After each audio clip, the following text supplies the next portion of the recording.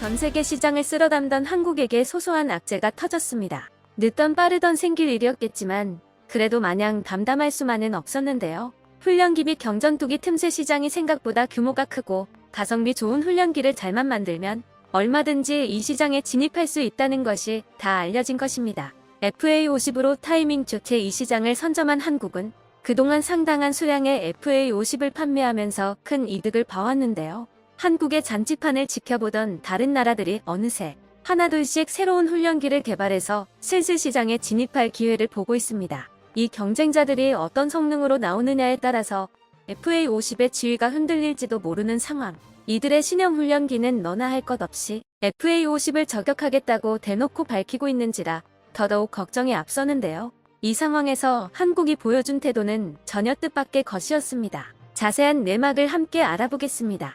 지금 앞에 보이는 항공기들이 폴란드로 수출되는 것입니다. 지난 29일 한 국내 매체에서는 FA50이 생산되고 있는 카이의 사천 공장을 취재한 기사를 보도했습니다. 현재 사천 공장 고정익동은 폴란드행 FA50 초도 물량인 게필러의 생산에 여념이 없는데요. 해당 기사는 이곳 생산 라인의 생생한 모습을 담았습니다. 사천 공장 고정익동은 약 6,500평 규모로 축구장 3배 면적에 달하는데요. 현재 이곳에는 2개의 생산 라인이 배치되어 있습니다. 한쪽 라인은 FA50GF로 개량되는 과정에 있는 T50 기존 생산분들이 늘어서 있었고, 다른 한쪽 라인에는 아직 몇 대 단계밖에 진행되지 않은 신규 생산분들이 늘어서 있었다고 하는데요. FA50GF는 현재 라인에 비치되어 있는 분량만 소화하면 생산이 완성된다고 합니다. 지금까지와 같은 페이스로 생산이 진행되면 8월부터는 납품이 시작될 수 있을 것입니다. 정황상 반대쪽 라인에서 새로 조립되고 있던 FA50은 그 뒤를 이어 폴란드로 향할 FA50PL이었을 것으로 보이는데요. 현존하는 FA50의 어떤 파생형보다도 뛰어난 성능을 자랑하게 될 FA50PL의 첫 모습이었던 셈입니다. 고정익동 내부는 전반적으로 활기가 넘쳤습니다. 카이가 폴란드에 이어 말레이시아와 FA50 18대 수출 계약을 맺음으로써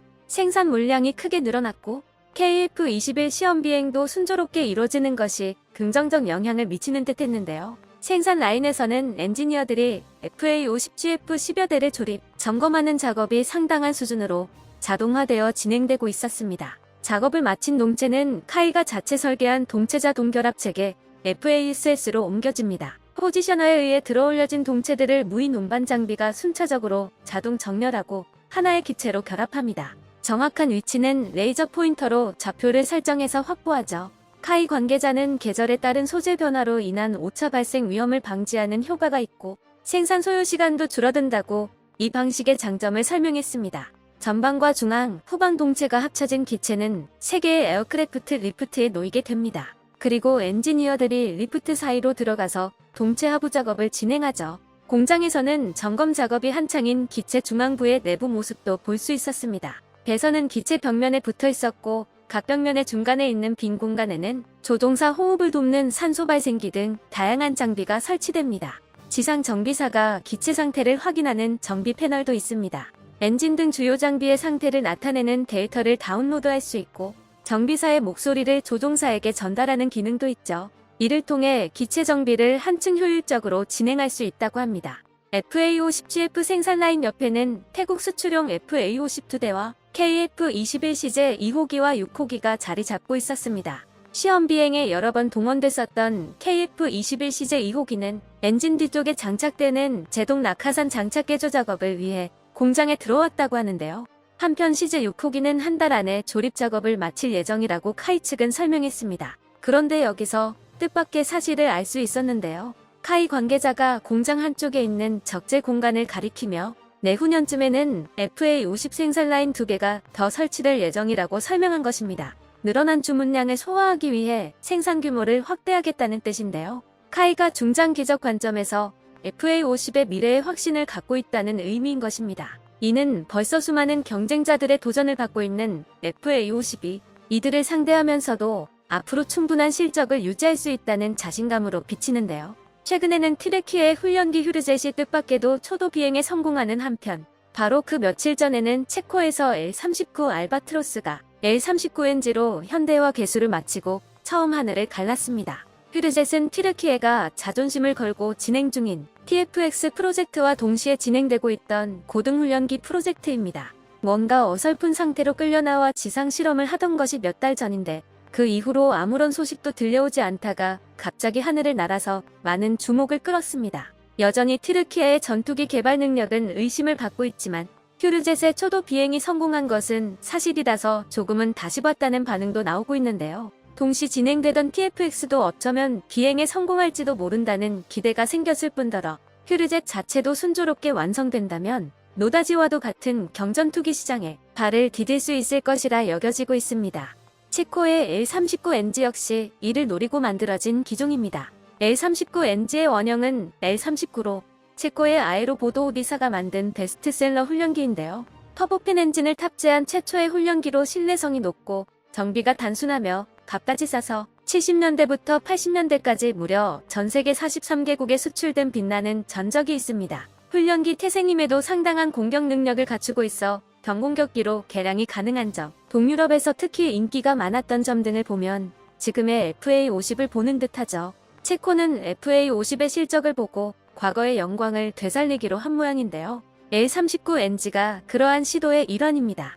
L-39를 대대적으로 현대화한 기종으로 엔진과 전자장치를 교체하고 주위 카부에 연료 탱크를 적용할 수 있게 바꾸는 등 환골탈태를 거쳤죠. 원본의 장점인 뛰어난 정비성, 운용성, 경제성, 그리고 공격 성능까지 그대로 이어받으면서 현대적인 훈련기로서 결코 모자라지 않은 수준이 되었는데요. 무엇보다 기존의 각국으로 판매된 L-39를 바탕으로 업그레이드하는 것이 가능하다는 게 엄청난 이점으로 작용합니다. 다른 어떤 분야보다도 신뢰성을 가장 중요한 덕목으로 보는 분야가 바로 항공병기죠. L-39NG는 그동안 L-39를 구매해 수십 년간 만족스럽게 운용해온 전 세계 46개국한테 어필하는 바가 매우 크다는 것입니다. 게다가 기종에서 업그레이드가 가능하다는 점은 가격과 납기 양면에서 큰 이득을 가져다주죠. FA-50에 있어서는 후발주자의 한계에 직면하는 위기 상황이 될 수도 있습니다. 이런 상황에서 생산 라인을 2배로 증설하는 카이의 결정은 어지간한 자신감이 없으면 불가능했을 것이라는 분석인데요. 실제로 카이 내부에서도 조만간 다가오는 훈련기 시장 최대급 규모의 수주전인 미 해군 UJTS 사업에서도 FA-50이 충분히 해볼만 하다고 여기고 있습니다. 미군이 진행하는 사업은 UJTS뿐만 아니라 ATT와 TSA 두 가지가 더 있는데요. 이 세 사업을 석권했을 경우 판매 이익과 추후 발생하는 부가적인 파급 효과를 전부 합치면 최대 340조 원 규모가 될 것이라고 하죠. 이에 대해 카이 관계자는 UJTS 사업 우선순위가 납기가 첫 번째고 가격이 그 다음 순위라면 충분히 해볼만하다고 본다고 전했습니다. 실제로 미군은 가격을 중시해서 보잉의 T-7A 레드호크를 채택했다가 보잉이 납기를 전혀 지키지 않아 발생한 공백 때문에 별개의 사업을 또 진행하느라 예산만 불어나는 등 적잖이 애를 먹고 있죠. 이로 인해서 미군이 새로 진행하는 사업들은 다른 무엇보다도 납기가 최우선 고려사항이 될 것으로 여겨지고 있습니다. 그렇다면 한국의 승률은 상당히 높아지는 것이죠. 카이는 이처럼 납기 준수에 상당한 자신감을 드러내고 있는데요. 이번에 생산시설을 2배로 증설하는 것뿐만 아니라 공급망 등에 따른 변수를 최소화하기 위한 밑준비도 착착 진행하고 있기 때문입니다. 지난 27일 카이는 제11차 서플라이어 심포지엄을 개최했는데요. 여기에는 로키드 마틴, 에어버스, 레이시온, BA 등 세계 유수의 방산 기업들뿐만 아니라 방사청과 공군 등 군기관 역시 찾아와서 카이와 함께 공급망 안정화와 방위 정책에 대한 이야기를 나눴습니다. 이 자리에서 카이는 우크라이나 전쟁만큼이나 코로나 팬데믹 사태가 공급망 대란에 큰 영향을 미쳤던 점을 상기시키며 국내뿐만 아니라 해외의 공급망 역시 예상 밖의 변수를 통제하면서 정상화시킬 수 있도록 신공급망 구축 전략을 제시해 주목을 받았습니다. 또한 레이시온과 BA와 같은 주요 협력사와 양해 각서를 체결하고 안정적인 자재 수급을 통한 원가 경쟁력 확보에도 힘썼죠. 결과적으로 미국 수주전 승리를 위해 납기 준수에 방해가 될 만한 변수들을 하나하나 통제하고 있는 모습인데요. 해외 유수의 방산업체들 역시 이 행사에 참여해 카이와 한 배를 탔다는 것은 그들이 보기에도 정말로 미국 수주전에서의 승산이 보인다는 의미일 것입니다. 340조라는 거대한 사업을 향해 전력 질주에 돌입한 훈련기 시장. 그 선두를 한국의 카이가 거머쥐고 있는 상황에서 과연 사업의 결과가 어떻게 결정될지 전 세계에 이목이 집중되고 있습니다. 끝까지 시청해주셔서 감사합니다. 도움이 되셨다면 좋아요를, 다른 이야기도 궁금하시면 구독을 눌러주세요.